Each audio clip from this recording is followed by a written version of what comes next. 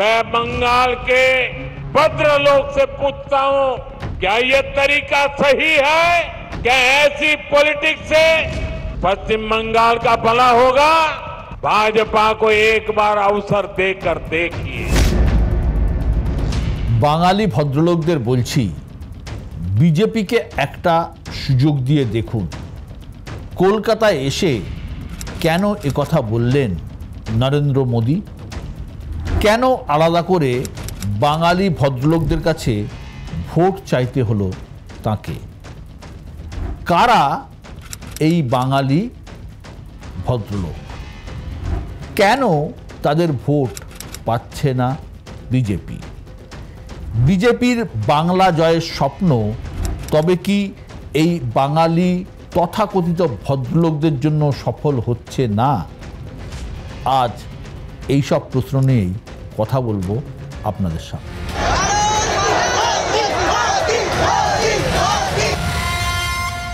কয়েক বছর আগের কথা, 2020 শেষের দিক এবং 2021 শুরু। দেশ জুড়ে তখন করোনার প্রকোপ, পশ্চিমবঙ্গ তার ব্যতিক্রম নয়। একই সঙ্গে পশ্চিমবঙ্গে চলছে জোর কদমে বিধানসভা ভোটের প্রস্তুতি। সদ্য 2019 লোকসভা ভোট গিয়েছে। 2014 লোকসভা ভোট যেটা হয়েছিল তাতে মাত্র 2টি আসনে থাকা বিজেপি এক লাফে 18-এ পৌঁছে গিয়েছে। 2014 বিজেপির 2টি আসন ছিল, একটি দার্জিলিং, জিতেছিলেন সুরিন্দর সিং আলুওয়ালিয়া, আর একটা আসানসোল, জিতেছিলেন বাবুল সুপ্রিয়।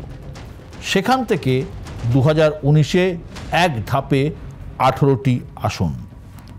এমন রেজাল্ট যা তৃণমূল, বিজেপি, এমনকি কংগ্রেস এবং বিজেপি সবাইকে অবাক করে দিয়েছে। উচ্ছ্বসিত বিজেপির টার্গেট 19-এর পর তখন 21-এর বিধানসভা, লক্ষ্য নবান্নের মসনদ।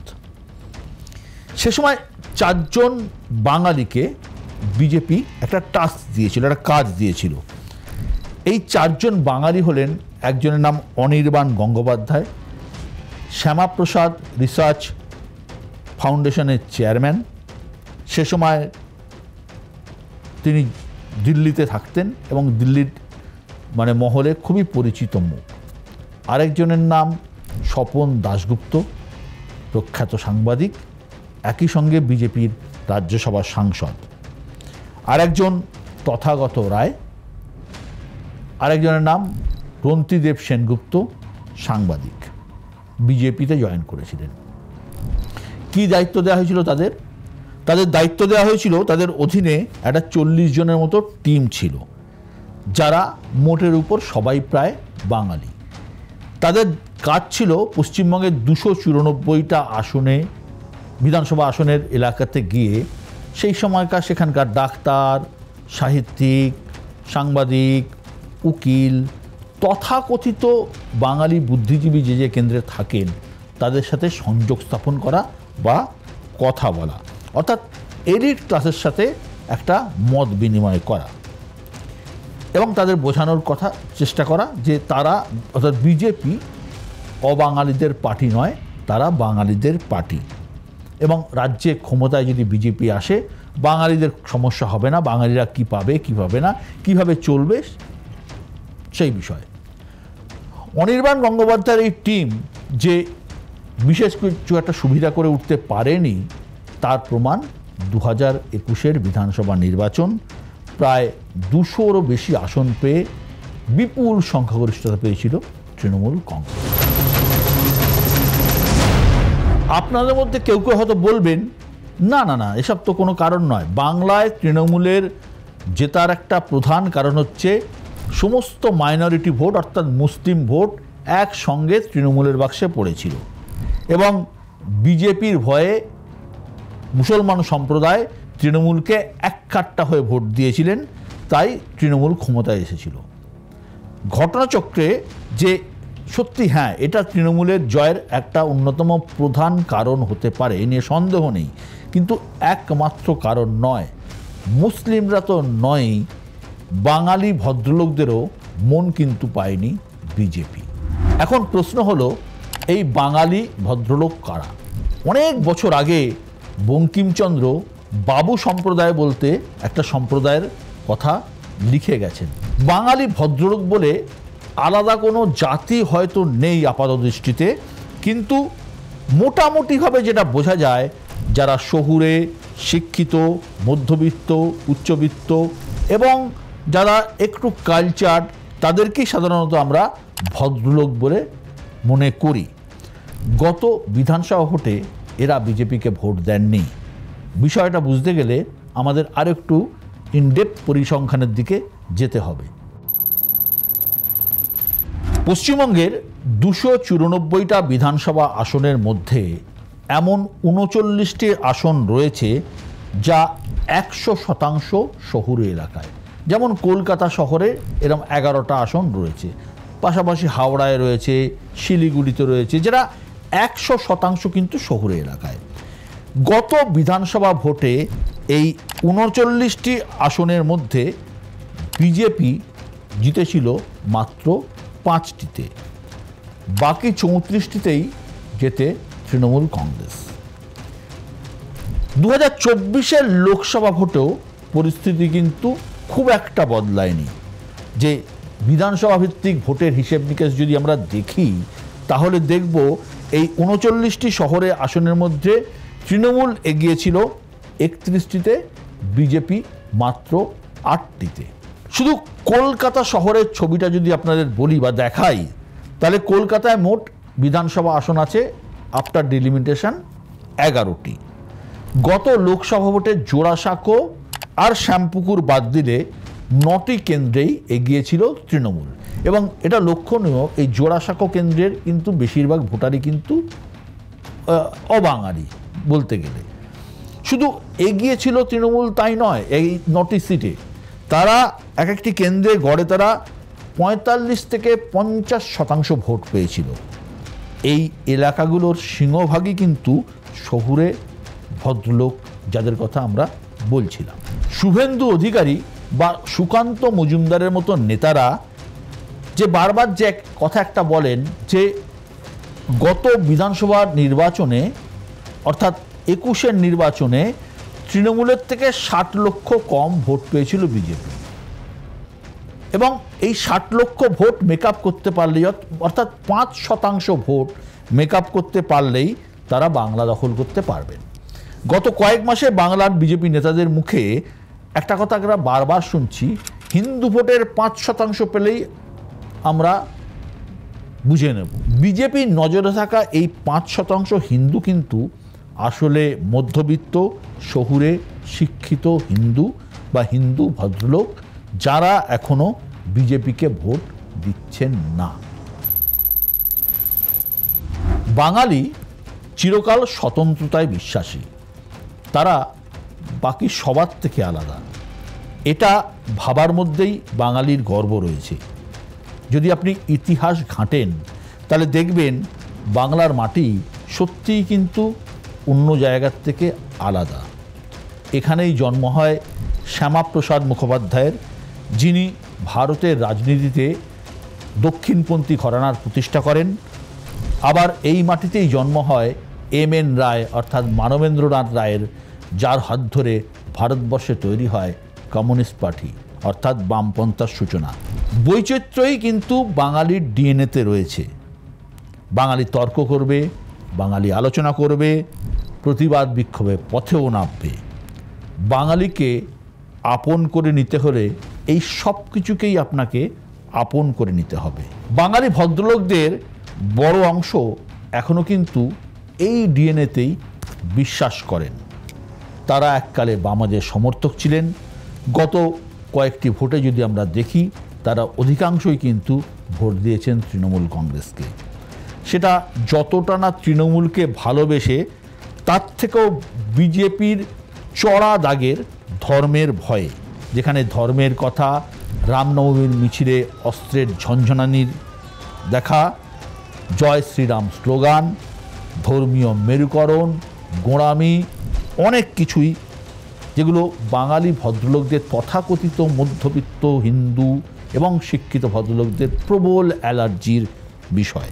অবাঙালিদের কাছে নবরাত্রি কৃচ্ছ সাধনের সময় আমরা জানি, তারা নিরামিষ খান, চরম কৃচ্ছ সাধনের মধ্য দিয়ে এই 9টা দিন তারা কাটান এবং পুজো করেন। আর বাঙালির দুর্গাপুজো হলো বাঙালির কাছে সবথেকে বড় উৎসব। ভালো পোশাক, ভালো খানা, ভালো পিনা, দেদার আড্ডা সব মিলিয়ে বাঙালি এই কয়েকটা দিন মেতে থাকে তার নিজের মনের আনন্দে। পুজো সেখানে উপলক্ষ মাত্র। পুজোকে কেন্দ্র করে তারা একটা অন্য জগৎ, অন্য জায়গায় ফিরে যায়। বাঙালি ধর্ম পালনও করে নিজের মতো করে এবং নিজের জায়গা থেকে। এখানে কোনো বাধা আসতে পারে এমন আশঙ্কা যদি তৈরি হয়, যেটা হয়েছে, শহুরে শিক্ষিত তথাকথিত হিন্দু ভদ্রলোক আশঙ্কিত হয়ে পড়ে। আর সেটাই হয়েছে। শুনতে হয়তো খারাপ লাগবে, কিন্তু এটাই কঠোর বাস্তব। আদিবাসী সমাজ, মতুয়া, কিছুটা হলো রাজবংশী, এখানে বিজেপি অর্থাৎ এই অন্তজ সম্প্রদায়ের মধ্যে বিজেপি যতটা সহজে ডালপালা বিস্তার করতে পেরেছে, বাঙালি হিন্দু ভদ্রলোকদের ক্ষেত্রে সত্যিই ততটা পারেনি। যা আপনি বুঝছেন, আমি বুঝছি, সবাই বুঝছি, বিজেপির মতো রেজিমেন্টেড দল, সর্বভারতীয় দল কোনো নেতা বুঝতে পারছেন না, এটা তো হতে পারে না। তারাও কিন্তু বুঝেছেন। বাঙালি ভদ্রলোকদের মন পেতে তারা নানা চেষ্টা করেছেন। একসময় তারা সৌরভ গাঙ্গুলিকে দলে টানার চেষ্টা করেছিলেন, এখন তারা মিঠুন চক্রবর্তীকে নিয়ে স্বপ্ন দেখতে শুরু করেছেন। এবারে বঙ্গ বিজেপির সভাপতি এমন একজনকে করা হয়েছে যিনি সব অর্থেই বাঙালি ভদ্রলোক, শ্রমিক ভট্টাচার্য। ইতিমধ্যে কয়েকবার বঙ্গ সফর করে ফেলেছেন প্রধানমন্ত্রী নরেন্দ্র মোদী। তার ভাষণেও কয়েকটা বিষয় কিন্তু লক্ষণীয়। এবার আর জয় শ্রীরাম নয়, জয় মা কালী, জয় মা দুর্গার কথা তার মুখে বারবার ফিরে ফিরে এসেছে। বড়রা আমার প্রণাম নেবেন, ছোটরা ভালোবাসা। জয় মা কালী, জয় মা দুর্গা। একাধিকবার নিজের ভাষণে বাঙালিকে আশ্বস্ত করার চেষ্টা করেছেন মোদী। একের পর এক বাঙালি অস্মিতার কথা বলেছেন, মনীষীদের নাম বলেছেন। धरती सतीश चंद्र दास गुप्त, सुरेंद्रनाथ बंदोपाध्याय, गोष्ठपाल और हरिनाथ डे ऐसी अनेक विभूतियों की धरती है। बीजेपी सरकार पूरे गर्व के साथ बांग्ला भाषा और बांग्ला संस्कृति को सशक्त करने में जुटी है। ये हमारा सौभाग्य है कि हमें बांग्ला भाषा को क्लासिकल लैंग्वेज यानी शास्त्रीय भाषा का दर्जा देने का सौभाग्य मिला। भाजपा के पास पश्चिम बंगाल के विकास का एक ठोस प्लान है, एक रोडमैप है, लेकिन टीएमसी विकास की दुश्मन है। टीएमसी का मिशन जैसे तैसे बीजेपी को रोकना है। मैं बंगाल के भद्रलोक से पूछता हूं, क्या ये तरीका सही है? क्या ऐसी पॉलिटिक्स से पश्चिम बंगाल का भला होगा? भाजपा को एक बार अवसर देकर देखिए। সম্প্রতি কলকাতায় এসেছিলেন আরএসএসের এক শীর্ষ নেতা। সাংবাদিকদের সঙ্গে একান্ত আলাপচারিতায় তিনিও কিন্তু এই বাঙালি হিন্দু ভদ্রলোকদের কথা বারবার উল্লেখ করেছিলেন। বিজেপির জন্ম হয়েছিল জনসংঘ থেকে, আর জনসংঘের যিনি প্রতিষ্ঠাতা সেই শ্যামাপ্রসাদ মুখোপাধ্যায় এই বাংলারই লোক। তা সত্ত্বেও বাংলার রাজনীতিতে বিজেপি কোনোদিনই খুব বেশি মাইলেজ পায়নি, খুব বেশি জমি দখল করতে পারেনি। 2019-এর লোকসভা ভোট থেকে তাদের উত্থান হয়েছে। তার আগে বিজেপির ভোট ওই 6%-এর আশপাশে ঘোরাফেরা করত। 2019-এর পর থেকেই তাদের প্রবল উত্থান আমাদের চোখে পড়েছে, সবার চোখে পড়েছে। ভোট বেড়েছে, আসন বেড়েছে, সিপিআইএমের কাছ থেকে প্রধান বিরোধী দলের তকমা তারা কেড়ে নিয়েছে।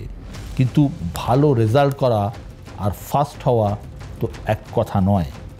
এবারে বিজেপি ফার্স্ট হতে চায়, কিন্তু ঠোঁট আর চায়ের কাপের মধ্যে যতটা পার্থক্য, সেটার নামই হয়তো বাঙালি ভদ্রলোক।